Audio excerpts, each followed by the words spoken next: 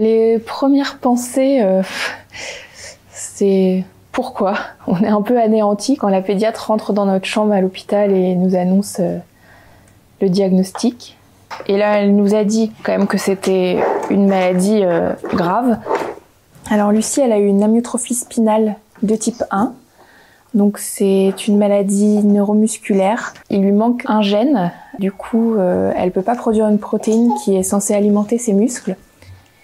Et du coup, ses muscles dégénèrent.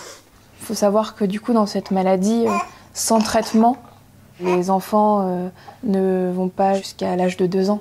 Car une fois que le stock de protéines qu'ils ont à la naissance est épuisé, les muscles respiratoires ne peuvent plus fonctionner. Et du coup, l'enfant ne peut plus respirer. On avait quand même de la chance parce qu'il existait des traitements maintenant, dont le traitement de thérapie génique que Lucie a reçu. C'est un traitement donc en une seule injection. Et ça a fait des petits miracles parce que depuis, elle regagne en force. Ce sont des bas que vous avez fait vous-même? Oui, que j'ai imaginé et que papa a construit pour permettre à Lucie de travailler.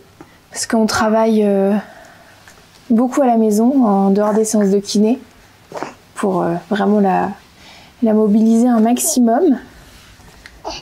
Et tu tiens, mets ta main là. Voilà. Avant le traitement par thérapie génique,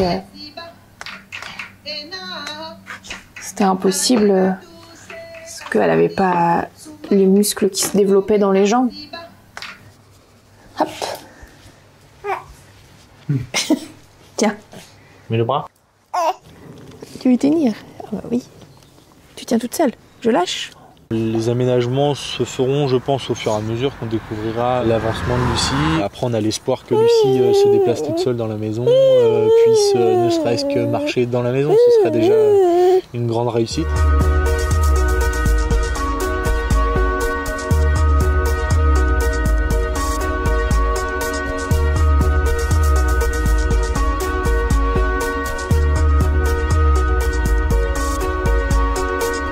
Le Téléthon permet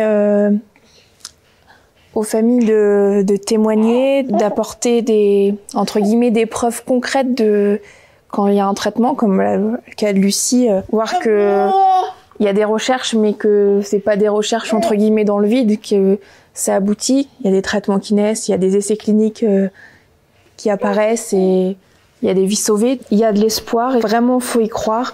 Les chercheurs donnent tout, les enfants ou les adultes, parce qu'il y a aussi des adultes qui peuvent être touchés par la maladie.